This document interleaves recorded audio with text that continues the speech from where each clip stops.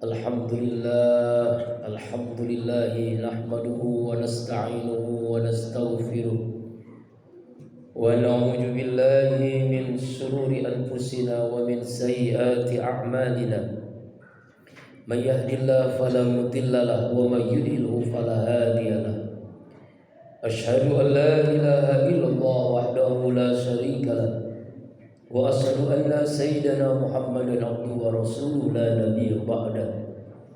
Allahumma salli ala sayyidina wa maulana Muhammadin wa ala alihi wa ashabihi wa man tabi'ahu bi ihsanin ila yaumiddin. Rabbi a'udzu bika min hamazati syayatin wa a'udzu bika rabbi an yahdurun. Subhanaka la ilma lana illa ma 'allamtana innaka antal alimul hakim la haula wala quwwata illa billahil aliyyil azim. Amma ba'd. Qala Allah ta'ala fil Qur'anil Karim wa huwa asdaqul qailin a'udzu billahi minasy syaithanir rajim. Qad aflaha man zakkaha wa qad khaba man dassaha. Wa qala Rasulullah sallallahu alaihi wasallam aqyasul ummati zikral maut wa asadus tidadan. Sadaqallahul azim wa sadaqan nabiyil karim wa nahnu ala dzalika minasy syahidin wa syakirin walhamdulillahi rabbil alamin. Ma'asyiral muslimin wa jumratal mu'minin, sidang Jumat rahimakumullah. Tidak ada sikap yang terbaik sebagai hamba Allah yang bertauhid. Cepat atau lambat semua kita akan menghadapi kematian, kecuali langkah takwa yang selalu menyertai kita dimanapun, kapanpun, dan insya Allah dalam kondisi bagaimanapun. Seringkali ketika kita mempunyai penyakit jasmani, kita bersegera untuk minum obat ke dokter, ke rumah sakit agar jasmani kita sehat. Tetapi ketika kita mempunyai penyakit qalbu, penyakit hati, seringkali kita tidak menyadarinya dan kita tidak bersegera untuk mengobatinya, menyembuhkannya. Padahal penyakit jasmani hanya menyengsarakan dunia saja, paling sampai mati. Tapi ketika kita punya penyakit hati qalbu, menyengsarakan hidup kita dunia dan akhirat. Qad aflaha man zakkaha. Sungguh beruntung orang yang selalu mensucikan hatinya, membersihkan hatinya. Wa qad khaba man dassaha. Sungguh rugi orang yang selalu mengotori hatinya. Karena itu dalam khutbah Jumat ini singkat tentang mengenal penyakit-penyakit hati. Di antaranya yang pertama adalah syirik. Ini penyakit bapak moyangnya dosa, menyekutukan Allah. Baik syirik kecil atau syirik besar, sama-sama penyakit hati, dosa besar.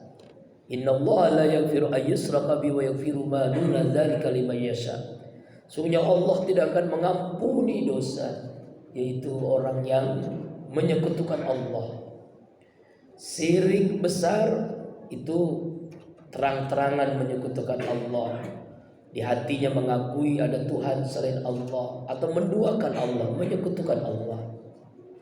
Kalau syirik kecil, dia sudah beribadah, rajin amal soleh, tetapi yang dilakukannya bukan mencari ridha Allah. Ada 3 penyakit syirik kecil ini: riya, sum'ah, ujub.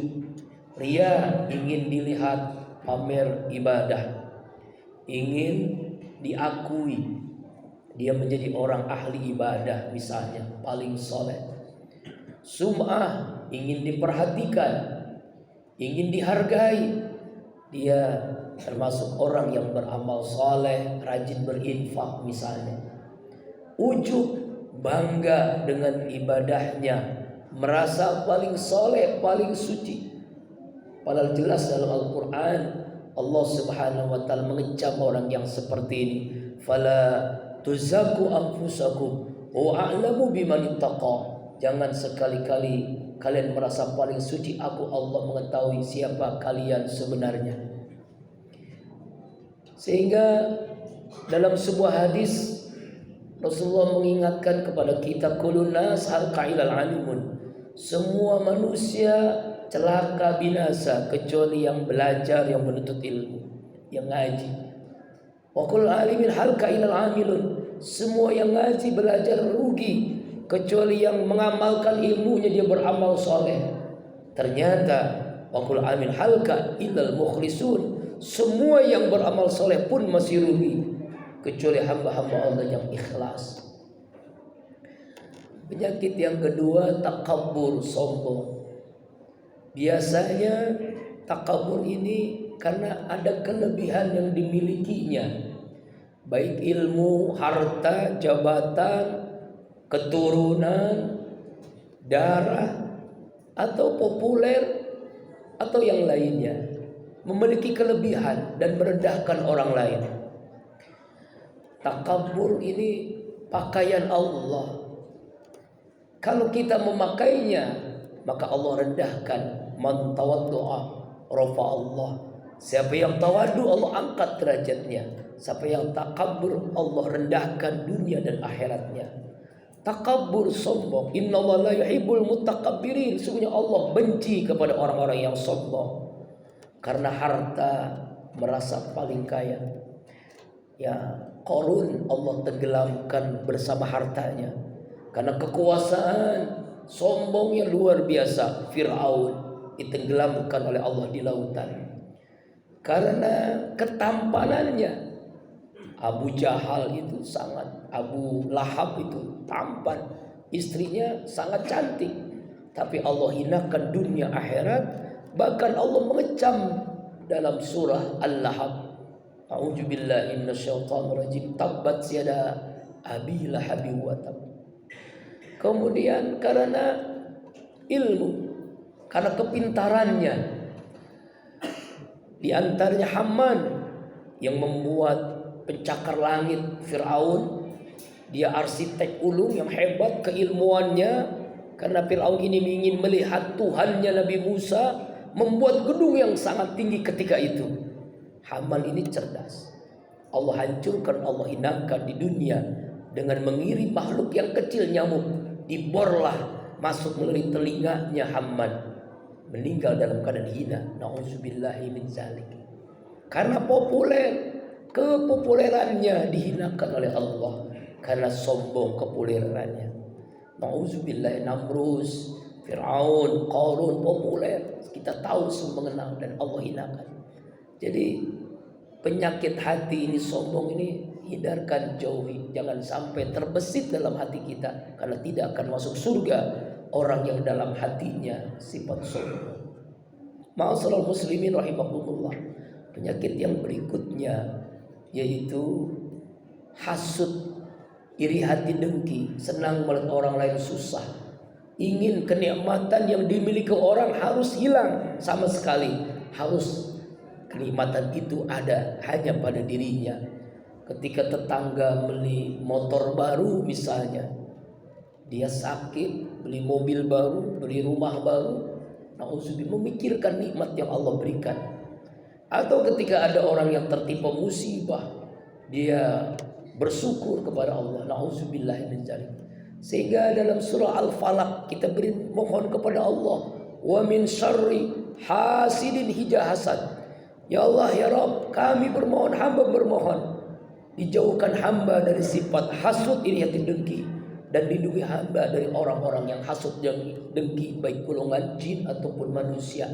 Surat yang mesti kita bawa, yang kita baca setiap mau tidur, dalam perjalanan, bahkan satu paket, Al-Ikhlas, Al-Falaq, An-Nas. Ma'asyiral muslimin rahimakumullah. Rasulullah sallallahu alaihi wasallam menyatakan, hati-hatilah, jauhilah sifat hasud. Kebaikan yang kita lakukan, kita sholat, kita puasa, kita baca Al-Quran, kita zakat, infak, sedekah, kita haji, bahkan umrah sekalipun. Kalau ada penyakit hasud dalam hati kita, apa yang terjadi? Seluruh kebaikan itu seperti kayu bakar, seperti rumput kering, terbakar sangat cepatnya. Artinya hanguslah kebaikan yang kita lakukan. Kita capek dalam ibadah yang kita lakukan, nol besar di hadapan Allah karena hilang hangus pahalanya karena penyakit hasud. Biasanya jamaah rahimakumullah, penyakit hasud ini seprofesi, dekat dengan kita, sesama tetangga, sesama ustadz, sesama sekarang zaman pilkada, sama calon wali kota, calon bupati, calon gubernur, atau karena satu profesi, dokter dengan dokter, hakim dengan hakim, pengacara dengan pengacara, polisi dengan pedagang dengan pedagang, pelajar dengan pelajar, atau yang lainnya. Itu seringkali penyakit hasud yang menggerogoti kebaikan kita. Hati-hatilah, jauhilah, hindarkan. Di antaranya kita selalu bersyukur atas nikmat Allah Subhanahu wa taala. Tidak perlu iri hati karena Allah memberikan rezeki sesuai dengan takaran masing-masing. Berikutnya, ghibah, membicarakan aib orang lain. Sibuknya selalu setiap hari aib orang lain dibicarakan. Karena itulah dalam surah Al-Hujurat, ghibah, membicarakan aib orang lain ini, itu dosanya sama dengan memakan bangkai saudara sendiri. Nauzubillahi min dzalik.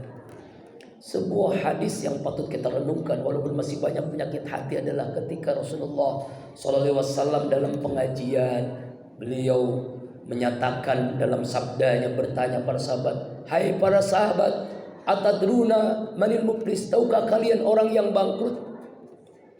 Sahabat terdiam, tidak ada yang berani menjawab. Ada salah seorang sahabat mencoba menjawab, "Ya Rasulullah, al-muflisu fina man lam dirhama wala mata." Orang yang bangkrut adalah orang yang tidak punya harta, tidak punya uang, tidak punya duit, tidak punya kekayaan. Kata Rasulullah, bukan. Orang yang bangkrut adalah ya'ti yaumil qiyamah, datang pada hari kiamat menyotorkan pahala kebaikannya. Ya Allah, ini pahala salat saya, pahala puasa saya, pahala zakat infak sedekah saya, pahala haji umrah saya, pahala baca Al-Quran zikir saya. Selangkah beli surga ada yang protes, "Ya Allah ya Rabb, si fulan ini memang rajin salat, rajin puasa, tapi ketika di dunia hati saya sakit, disakiti olehnya, saya dihasut, saya difitnah, saya dibicarakan aib orang lain, saya orang bodoh, orang awam, saya orang miskin, orang susah. Saya mohon keadilan-Mu ya Allah." Apa kata Allah? Seluruh kebaikan-Mu, seluruh pahala salatmu, seluruh pahala puasamu, zakat infak, haji umrah, seluruhnya untuk orang yang kau sakiti itu, orang yang kau gibah itu, orang yang kau fitnah itu, orang yang kau hasut itu.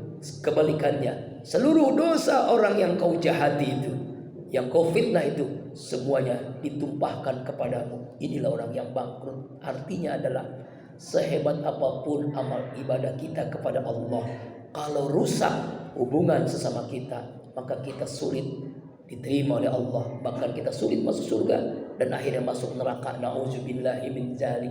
Karena itulah kenali penyakit-penyakit hati.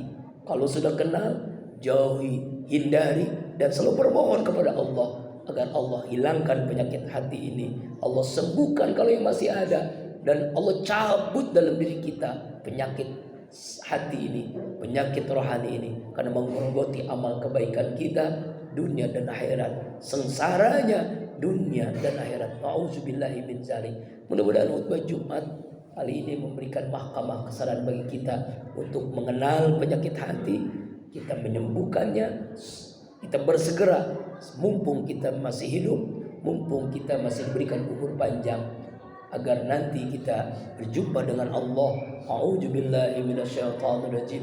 Yauma la yanfa'u malun wala banun illa man atallaha biqalbin salim. Ingatlah pada hari yang tidak berguna harta kita, kekayaan, jabatan, penghargaan, pujian, keluarga kita, kecuali hamba Allah yang memiliki hati yang bersih.